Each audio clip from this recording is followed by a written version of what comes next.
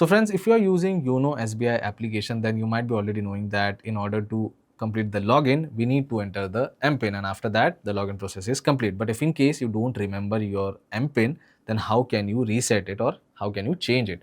I'm going to guide you through each and every step in this video, but before that, if you're new to the channel, please don't forget to subscribe. Let's start. Now the very first thing you have to do is just simply open YONO SBI application in your mobile phone, and it doesn't matter if you're using an iPhone or an Android phone, the process is going to be same. Now once you're on login page, you get an option of forgot MPIN over here. So if you don't remember your MPIN, select forgot MPIN and go ahead. Simply tap on proceed over here, and on the next page it will give you two options. One is debit card and another one is internet banking. Now keep one thing in mind, that if you have debit card, you can use debit card details to reset or change your MPIN. If you don't have debit card, then you can use internet banking details like user ID and password in order to change or reset the MPIN. But if you don't have debit card and internet banking details, then in that case you need to visit your branch, and from there you can change your MPIN. For now, I'm going to select debit card option.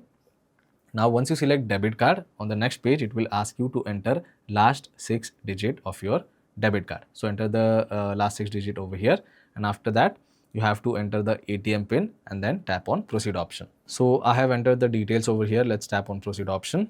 Now if you want to read the terms and condition or the usage guidelines, you can read it, but you have to go down, and after that you have to select this box.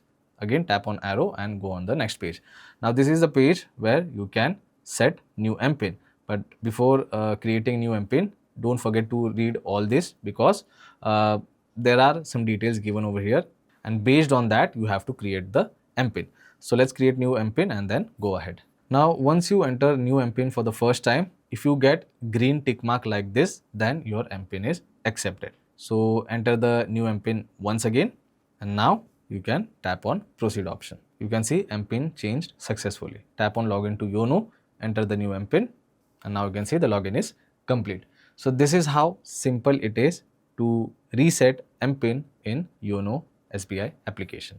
I hope this video was helpful. If it was, then don't forget to subscribe to my channel. I will see you all in the next one. Thank you.